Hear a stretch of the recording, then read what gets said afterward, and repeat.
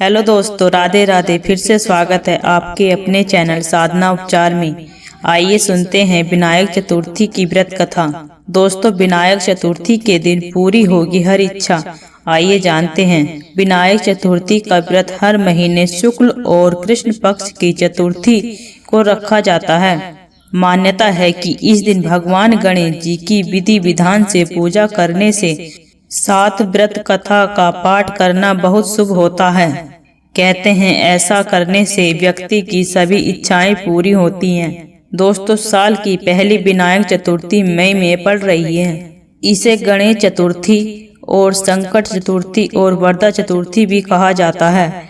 इस दिन लोग प्रथम पूजनीय देवता भगवान गणेश को प्रसन्न करने के लिए व्रत तथा पूजन करते हैं। धार्मिक मान्यता के अनुसार जो व्यक्ति सच्चे मन से ये व्रत रखता है और इस व्रत कथा का पाठ करता है, उसकी सारी इच्छाएं पूरी हो जाती हैं। इसके अलावा जीवन के सभी संकट और विघ्न भी दूर हो जाते हैं। दोस्तों, आइए जानते हैं विनायक चतुर्थी व्रत कथा। विनायक चतुर्थी व्रत की पौराणिक कथा के अनुसार एक बार भगवान शिव और माता पार्वती नर्मदा नदी के किनारे बैठे थे। माता पार्वती ने शिवजी से समय व्यतीत करने के लिए चौपड़ खेलने के लिए कहा। शिवजी चौपड़ खेलने के लिए तैयार हो गए और इस खेल में हार जीत का फैसला करने के लिए भगवान शिव ने कुछ तिनके एकत्रित कर उसका एक पुतला बनाकर उसकी प्राण प्रतिष्ठा कर दी।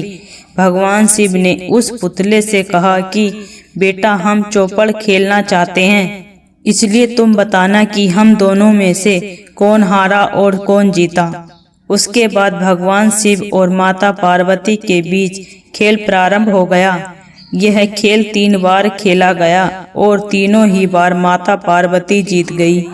खेल समाप्त होने पर उस बालक ने हार जीत का फैसला करने के लिए कहा, तो उस बालक ने माता पार्वती की जगह महादेव को विजय बताया। यह सुनकर माता पार्वती क्रोधित हो गई और उन्होंने बालक को लंगड़ा होने और कीचड़ में पड़े रहने का श्राप दे दिया। बालक ने माता पार्वती से माफी मांगते हुए कहा कि माता, मुझसे अनजाने में ऐसा हुआ।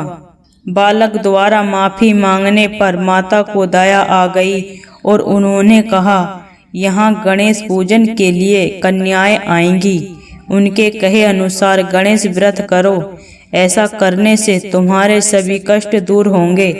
यह कहकर माता पार्वती चली गई। 1 वर्ष के बाद उस स्थान पर कन्याएं आईं।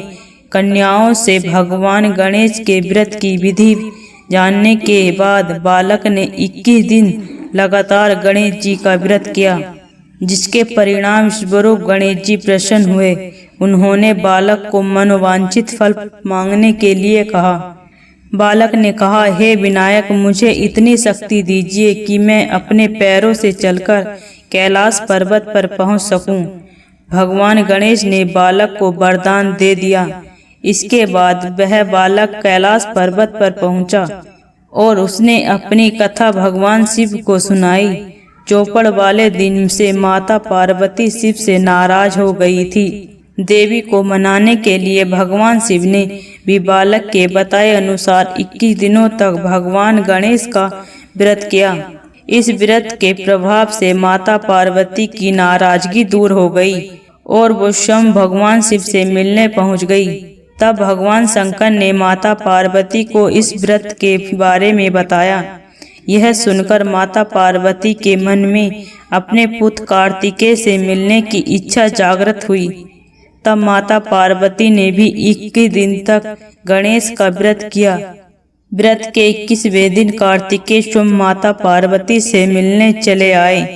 तभी से ये व्रत समस्त मनोकामनाओं की पूर्ति करने वाला व्रत माना जाता है। दोस्तों, इसी तरह की जानकारी पाने के लिए इस चैनल को सब्सक्राइब करें और वीडियो को लाइक करें। कमेंट में जय श्री राधे राधे लिखें।